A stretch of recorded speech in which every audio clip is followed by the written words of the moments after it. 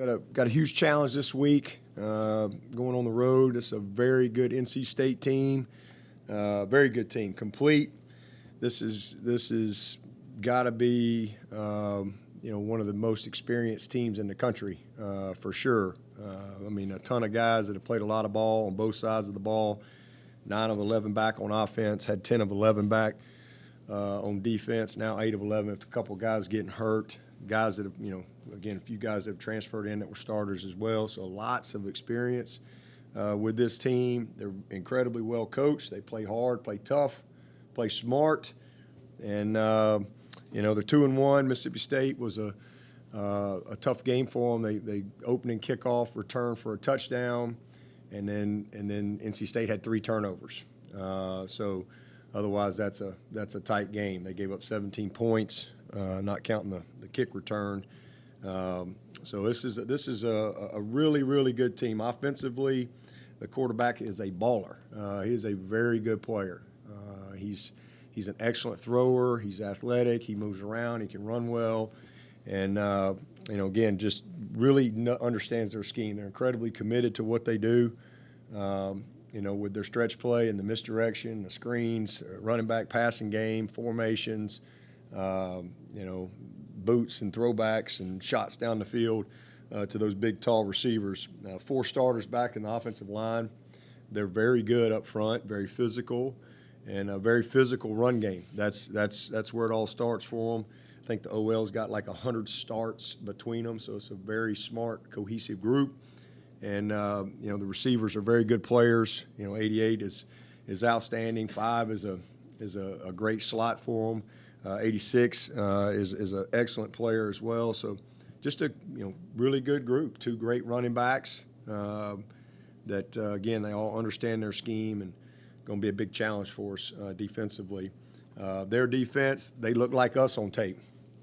Different schematics than us, but they look like us in how they run to the football, how physical they are. They're very well coached. They're fundamentally sound. They do a super job. And, again, guys that have played a lot of football on all 3 levels. They're stingy. They've not allowed a rushing touchdown in 3 games against anyone. So, very, very confident group. And then special teams, this is one of the best special teams group that we'll see all year. They got the school record holder in field goals and the school record holder in punting. So a really good group, excellent returner. And, a very good team, very good team. So, but for us, I'm excited. I'm excited to see us play a true road game and, see how we accept the challenge. It's a tough place to play, and we're going to have a great week of preparation, and we got to play well. It's that simple. We got to play well in all 3 phases, and if we do that, then, we'll have a chance to win the game. If we don't, it's going to be a long day. So it's going to start with a great week of practice, and again, looking forward to it. Tyler Davis had surgery this morning, so you can keep him in your thoughts and prayers. It's a big loss for us. Man, he was playing great football. What an incredible effort from him in this past game, and just super proud of him, and look forward to getting him back. Know he'll come back better than ever. So next guy up, Rook's he's been there. He played well for us to this point, and so we're very fortunate that we got some other guys there that have gotten some experience in these first 3 games and have played well. So excited about his opportunity. And with that, I'll take questions. Dabo, can you, regarding 3rd and 4th guys on the interior defensive line, can you maybe share your thoughts there about Trey? And is Trey healthy? I know he was banged up, I guess. Yeah, he's been banged up all year, but he's been banged up since camp. But he's not missed a beat. He's played well. I thought the Georgia game, he was very active. He had the most mistakes, but really his first time really playing. And but he bounced back. He played better against South Carolina State, and then showed up again last week. So he's getting better and better. But he's a presence. He's a very athletic kid. He's tough. But he's he's been playing banged up all year and just battles through. He's done a good job for us, and obviously Rook has played well, and I think ET's starting to make a little progress. He's a guy too that's out all last year. And he didn't start playing football until his junior year, but has missed a lot of time around here from an injury standpoint.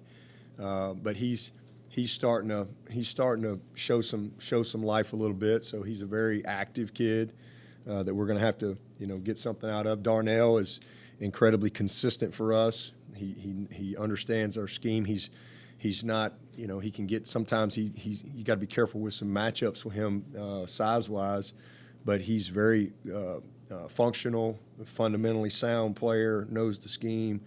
And then Peyton Page, Peyton Page is a young guy that's learning, big presence, different type of player, but he's a load in there. And so, we got a good group, and we're fortunate with that, but we're definitely going to miss TD for sure. Dabo, at what point did he go down, or I guess did he? I never knew it till after the game. That's what I'm saying. That's it's incredible. And I told him, I was like, 'cause I didn't know till Sunday. He didn't miss a play. He was there in the last play of the game. And you watch him on the third down.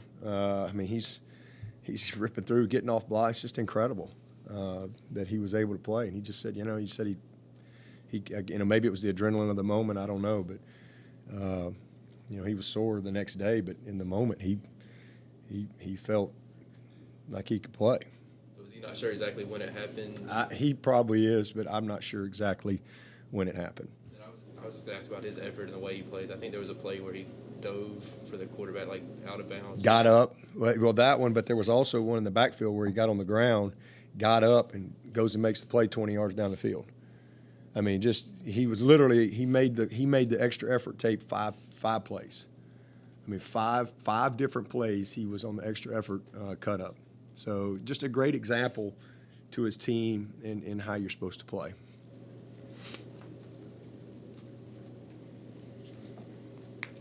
Dabo, what do you think when you hear Bockhorst yesterday say things like, I think he said he wasn't here to make friends, wants to see people be held accountable when they don't do their jobs. What do you make of that when you hear him say that? Well, that's the way it is. He's an incredibly committed guy. He knows what it looks like. He's been around here a long time. He's been on a bunch of great teams, and he knows the type of execution you have to have. And we got, and the good news is we're getting. If we weren't getting the type of effort, that'd be a different deal. It would be. I'd have a different mentality, but that's not the case. We've got great kids that are working their tail off, practicing their tail off. We've got some inexperience in some spots, and that's just, and a couple guys that, and we've had some weird, it's just been a weird deal. And last week was an incredibly, strange challenge, kind of ambushed a little bit, but we found a way. And when you got young players that are very inexperienced, next thing you know, if you're not sure, then what goes out the window is your fundamentals, your technique, Now the effort is very good, but for us, it's preparing with purpose, and our guys are doing that. We're having great. At some point we are. At some point we're going to take the practice to the game day, and these guys are preparing with purpose. There's no doubt about that. And when you do that, then you're doing a good job with details. And then it's you got to have commitment to be and do your best. Our guys are committed. We got a very committed group of guys. We have great leadership on this team. This is an easy team to come to work with every day.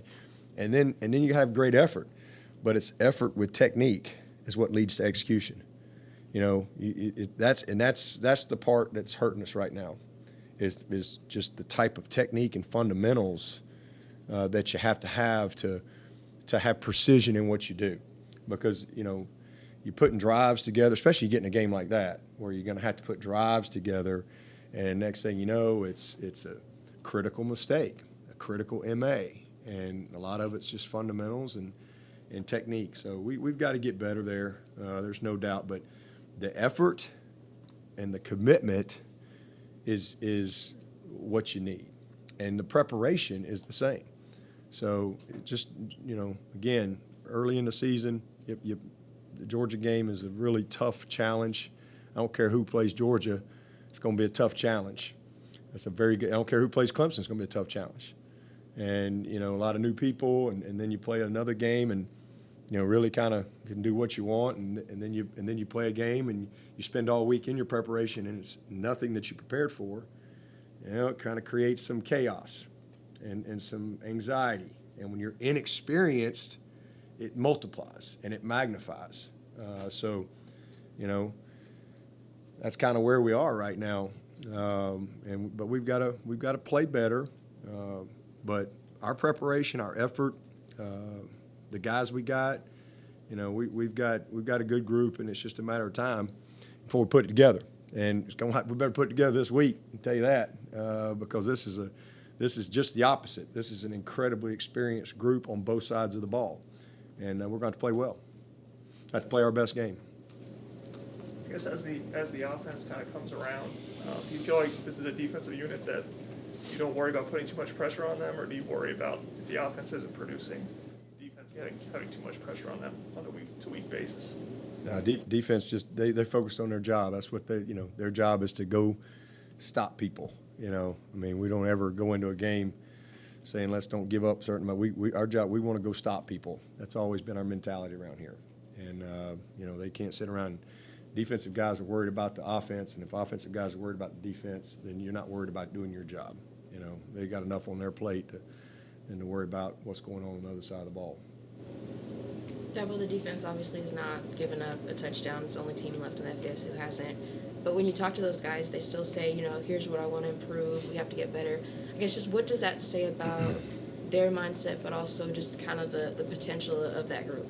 Well, it's maturity, it's experience, it's pride and performance. Incredibly, with 20 guys coming into this season that have started for us. So very, very experienced group, a very deep, talented group. It's a lot of competition. And so they got a lot of pride in their performance. And they're not just satisfied with winning the game. They want to dominate. And they know that they have, and again, it's the totality of the season. As you start to get tape out there, it's not like we're not making mistakes, but sometimes you cover mistakes up.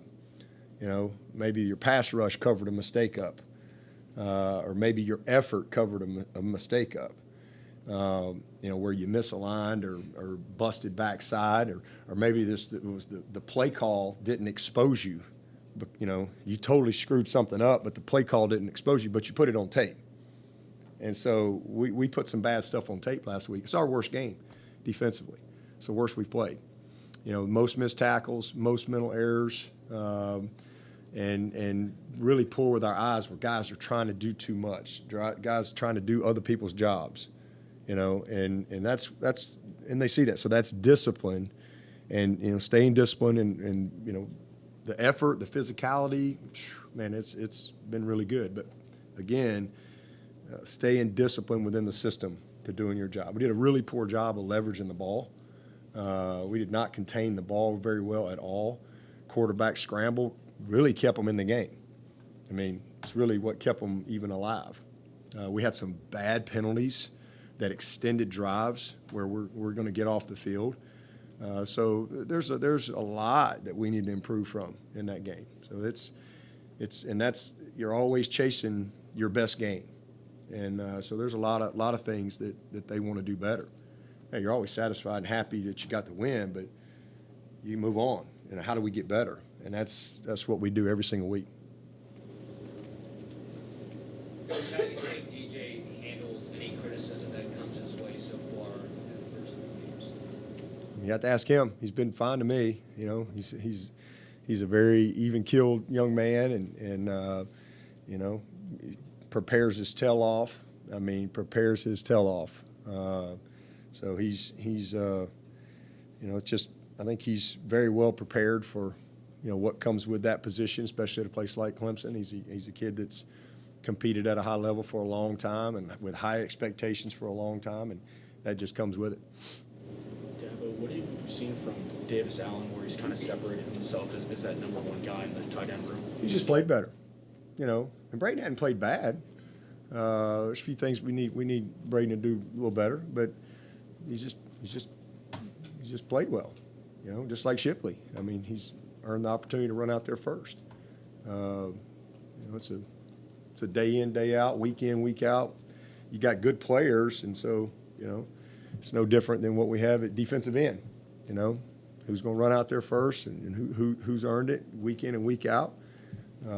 It's just one of those positions. We got two really good players, and unless we start with two tight ends, one of them's got to run out there first. And after the first few games, Davis has just been a little bit more complete player. With Shipley, just how would you describe his vision and for a freshman, how he's kind of handling that? He's special. I mean, he's got great vision. He's got great toughness. He's fast. I mean, he's a very complete player. I mean, he's relentless. He's a fighter for every inch. He's not satisfied with being tackled. We had a play in the game. Play in the game. He breaks 2 tackles, breaks one in the backfield, breaks one on the outside, and if Ngata blocks if he just covers the guy up, it's a touchdown. He's the type of guy that, man, you got to, if everybody's working as hard as him, big plays are going to happen. On the outside. Because usually that's where your biggest plays come from in the run game, is when you get a guy to the second level and you got some key blocks from those receivers. And Joe had a good game, but it was one play, but literally it's a touchdown if he just covers the guy up. And instead we get a 0, and that guy makes the tackle. This is after he broke 2 tackles. He's just a relentless runner, and just very passionate about the game, passionate about being a great teammate, and I think Kobe's the same way. I think we got 2 really, really good players that are gonna do some great things for us. Yeah, but with Trenton getting ejected last week, and I saw you brought in Barrett for a few plays and all, is it important to kind of get him up a little bit more so he's ready in case something like that happens and you're not missing a true Sam linebacker out there? Yeah, he's ready. Malcolm played a lot of snaps, and Malcolm got banged up as well, and then just fresh legs, man. I mean, it was a long game and an emotional game, and just having some fresh legs out there in a couple of those moments. But Barrett's going to be a great player. He's super explosive and very instinctive player. I think eventually we'll play inside, before it's all said and done. Regarding Georgia Tech sort of ambushing you guys with their structure, is the belief that, hey, you just tip your cap and they did something we couldn't possibly have prepared for, or is it we should have been more prepared in some ways for what they did? Well, I mean, I think you tip your cap. That's the biggest thing. I mean, you prepare for what you think they're going to do, and you only get 17 hours of preparation time, so you got to make decisions, and you base it on what you've seen on tape, and then you get in the game and it's not what you've seen on tape. Hey, tip your hat to them. They caught us off guard a little bit, but we made the adjustments, and if we don't screw it up, it's 24 points or 27 points, and we just didn't finish the drives with the type of points. We were very efficient, and again, but when you have long drives like that and you get nothing for it, it's a double-edged sword there. Virginia Tech last year, different but similar in how they wanted to play, but we scored, and we didn't do that, and so I think because then I think once you get the type of lead, then things change a little bit, but we didn't, so just kind of stuck with it, and next thing you know, you make some mistakes and things like that, and you're in a dogfight. That's exactly what happened. With your announcement last night about Dixon moving on, does Dukes now become that third guy? What happens with the depth at running back? We still got excellent depth. I mean, it's one of the deepest positions on our team. Shipley is a special player. Kobe's a special player. Highly recruited guys. I mean, they're young, but very talented. Certainly this is more opportunity for Mikey, and we'll see how he takes advantage of it. He's a guy that's just got to have a little bit more commitment into the details of what he's doing, but he's very, very talented player. Rencher's a guy we trust immensely. Every time he gets an opportunity, he's productive, and he's shown that. So we really trust him. He understands what he's doing, and then obviously we got Phil Maffa, and so I think Phil will be a kind of a week-to-week, type of deal on where we go with him. But he's an incredibly talented player. But we feel good about the guys we got. Is there anything you can share about Lynn Jane, just why it didn't work out this year, why things went? He just, his decision. He wanted to get a head start on the portal, so wish him well. Did that come as a surprise to you, that he decided to make that move? Yeah, it was a surprise, but we're in the middle of the season, but in 2021, I guess nothing should be a surprise. It's kind of, where we are. I doubt we're the only school in the country in 2021 that's had somebody go in the portal. Just to officially confirm, Davis and Shipley are both your starters this week? Yeah. This week. You mentioned Monte Bentley after the game in terms of Skalski came back, and were you anticipating him being a starter this year if Skalski didn't come back, and how much has Bentley learned behind a guy like Skalski? Well, he can play Mike or Will, so he would have had the opportunity to compete to be the starter, but he would have had to go earn it. But Levante, he's just such a great example to everybody on the team, in being ready. He's a redshirt sophomore, so he comes in, he redshirts, got a lot to learn. Redshirt freshman, he's a special teams guy, and you got veteran guys in front of him. And I always say, what are you doing when nobody's paying attention? What are you doing when nobody's watching? Are you preparing for your opportunity? Or are you just, distracted? And Levante's one of those guys that every rep is his rep. That's kind of the mentality he's always had. Every rep is his rep, whether he's in there or not. He's always listening. He's always paying attention. He is about his business. He's definitely one of the most respected guys on this team. He's that way in the weight room. He's that way with his academics. He's that way with his meetings. He's that way with his practice habits. He's just an incredibly committed young man. And, when you have that and you're talented, it's just a matter of time. And, what a great example of being ready. They were saying, it says, if you stay ready, you ain't got to get ready. And he's one of those guys that stays ready. And, he's not a powder. He's not, he's just about his business. And it was awesome to see him, literally find out in the locker room after pregame that, hey, you're up. And what a game. He's ACC linebacker of the week. So, that just shows you the depth of his preparation when nobody's watching and what he's been doing the last couple of years to prepare for an opportunity.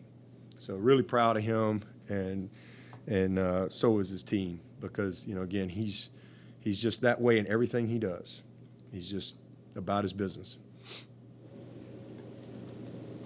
With that crowded depth chart in the Mike and the Will, with so many sort of like third-year guys in your program, guys that have been around, that preparation, is there something else about Bentley that separated him from sort of the rest of those guys that are about his age? Yeah, just he's been more consistent. He's just out-competed, not out-competed. He's just had a little bit more consistent performance in the practices and scrimmages and those type of things. All those guys are good players, for sure. McGuire got in there, did a few good things, and I don't think Kane got in there, but, man, I love Kane Patterson. He's a kid that can play. But it was just, it's just kind of where Jake's been out. Jake's a guy we trust a lot as well. But, just next man up. How about K-Part? He's still out. He's still rehabbing his knee. Do you have any update on Spectre? I guess, is that a thing that you're still managing? Brandon or Balin? Balin. He's doing a lot better, and so we're hopeful he'll be ready to go.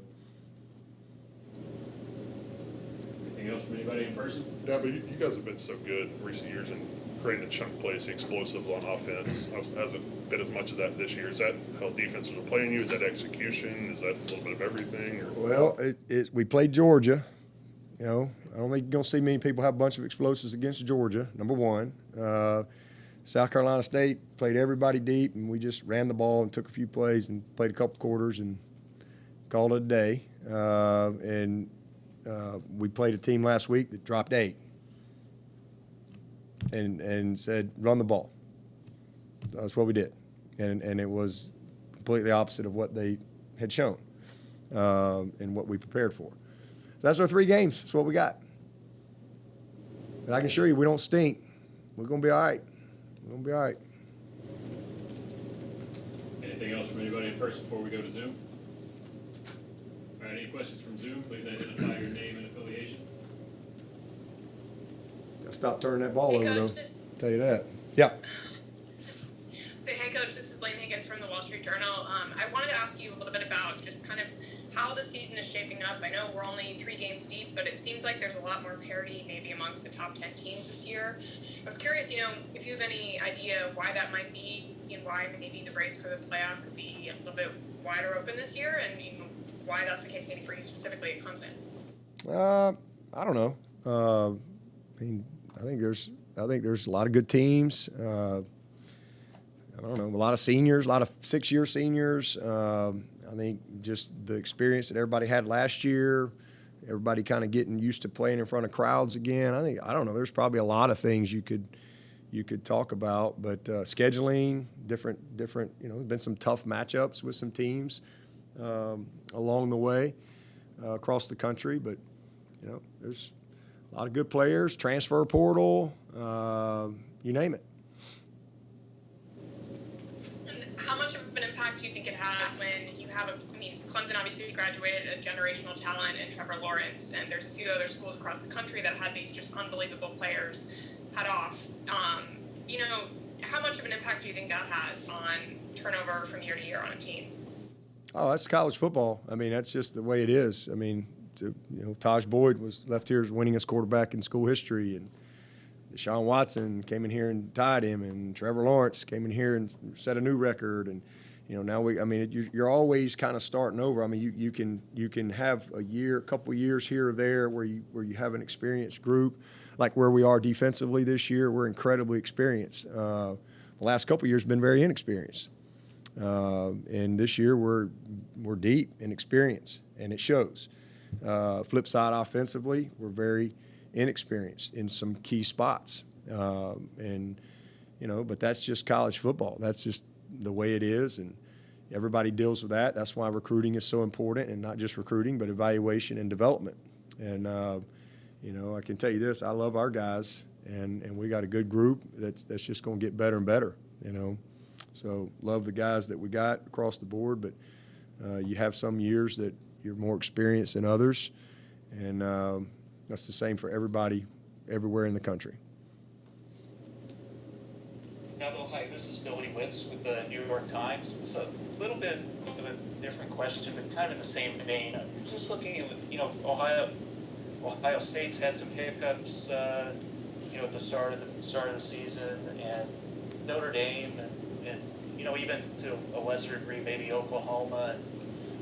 It has not played necessarily characteristic of in some ways of what we've come to expect in the last few years. And I think maybe it was a surprise to see Alabama get pushed around at the line of scrimmage a little bit on Saturday. And so I don't know. Do you see any? Why are you laughing? And do you see any common threads in any of that? I think other teams need to have a little credit every now and then. Maybe Oregon's pretty good.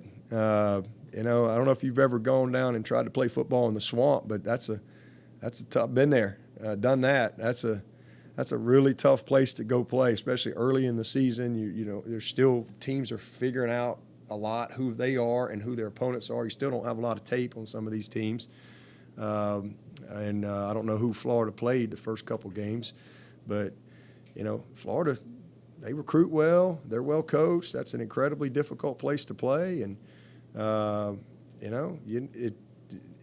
this expectation that everybody's just going to blow everybody out every week is disrespectful to the other teams and the coaches. Everybody's got good players, and maybe Oregon's pretty good. you know. Or sometimes you don't have your best day or whatever, but it doesn't mean you stink. It doesn't mean you're going to have a terrible year or anything like that. Every week is a season of its own. And if you know anything about college football, and you go back and you look at where things are in September, you know, it doesn't always end up the way you think it is in September. Been a lot of people buy into that. Ross was making a point the other day. He in that, you know, I think he was talking about, I guess, people back in 2014. I think Ohio State was like 13th in November, and Clemson, we were somewhere in the top 20, and I think it was early November, and Ohio State won the national championship, and Clemson had a great November and had a great bowl game against Oklahoma, 40-6, and you know, so it doesn't always end up the way everybody thinks it's going to go in September. That's why you play the games, and it's fun. That's what makes college football fun, and that's why that's why, you know, every game is so critical in college football, the way the structure is. And when you go to a 12-team playoff, which is coming eventually, you know, to me that lessens that a little bit. But you know, that's just, to me, one of the things that makes college football unique. These are young people, and you have, the previous person said there, I mean, we have turnover in college every year, and you're figuring it out. You don't get preseason games, you know. You don't get. It takes a little bit to adjust to the speed of the game and playing and all that stuff, and get into the rhythm, especially when you've got a bunch of new people at some of these places. So I can assure you, you know, they haven't all forgot how to coach. That's for sure. I think somewhere along the line you got to give the opponent some credit, you know. So I just think that's college football. And just another question, going back, you know, you talked about guys maybe, you know, especially offensively, I think losing their technique when the game, you know, the game was played and guys are practicing well. Do you think that is you and your coaches considered? I mean, is there any thought, you know, this week? Okay, maybe we need to simplify some things, or is it just the repetition will, you know, eventually pay off, like you said? Well, I definitely think the reps would pay off, but as coaches, you're always trying to get better. You're always evaluating yourself every week. You know, what could we have done better? Is this, you know, could we have simplified this or that? This past week, very different, very unique situation for the offense, and especially when you're not dealing with a bunch of veterans. You know, and again, I'm proud of our staff and our group for you know, managing a difficult situation, especially what we had to overcome. You know, ball security is fundamentals, and that's reps. You know, you got to. There's nothing when you put the ball on the ground 7 times in 2 games. That has nothing to do with simplifying anything.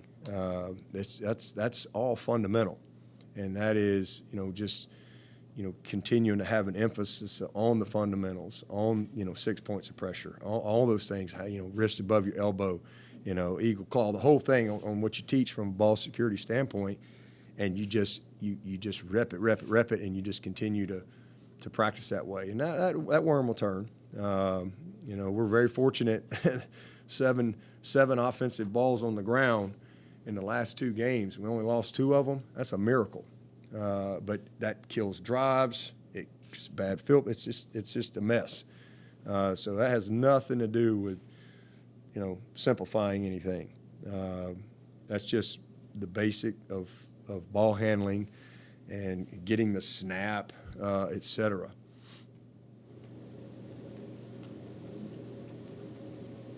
Anything else? When you are having issues with execution, does that keep you from expanding? Oh yeah, absolutely. Yeah, I mean, there's no question about that. I mean, you definitely don't want to add stuff if you're not executing well, you know. But you know, it's just basic stuff. Just basic stuff. Just precision in what we do. And again, we had a chance to win the first game if we there was you can leave everything the same and change 2 plays, and it's an overtime game, for sure, or we win it. We either win the game or it's overtime, and see what happens. And that was just our best players, assignment wise, miss the signal, do the wrong thing. And so on this basic thing as there is, now, some of the things up front, for sure, when you got some young, inexperienced guys and the cohesiveness, then, yeah, you've got to make sure everybody's on the same page. Because if you're not targeting guys properly, then it's going to be hard to be successful. Yeah, but on plays like the targeting rule it seemed like that's really been happening more often in games this year in all of college football. Is there something from a coach, especially with guys getting ejected, like in the NFL, they don't get thrown out of the game and stuff. There's something where you guys can maybe change the intent of that rule, where a guy isn't losing playing time when he's not trying to hurt anybody, he's just making the football play. Yeah, I mean, there's always a lot of talk on the rules committee about all that stuff, and obviously, I think they've done a better job on from where it used to be. It was very rigid. Seems like there's a little bit more common sense, but I still think it could be better, But at the end of the day, it's about safety, and it's about for the tackler and the player being tackled. Keeping your head up, and not leading with the crown of your helmet and so forth. But there's some bang plays that you just know there's no intent there, and sometimes the defender lowers. You're at a good angle, you're going, and next thing you know, a guy gets in your way, and it's too quick for you to adjust. So the intent is good as far as keeping your head up, not leading with the crown, not launching, all those things. But there's still some bang plays out there that you hate to see guys getting thrown out for, because that there was no intent. It's kind of like it when you see it, it when you don't, type of deal. And maybe we'll get there eventually, but again, at the end of the day, you want to make it as safe as possible. Given the call that was made for Trenton on targeting, when you saw the hit on Shipley on the last play, you sort of say, what the heck? Yeah, and again, it's just, and refs aren't perfect, and that's for sure. They're gonna miss some things, just like we screw stuff up. But then sometimes that's where you hope kind of replay, is consistent and so forth. But it's just a part of the game now that we all have to deal with.